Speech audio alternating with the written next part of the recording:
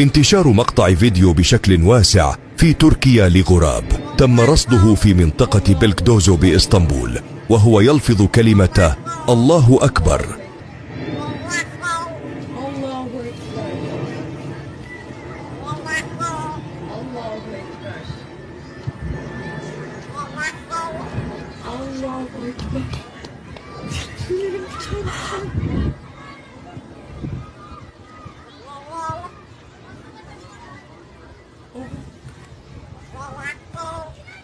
Tövbe estağfurullah. Allah'ım sen büyüksün yarabbim ya.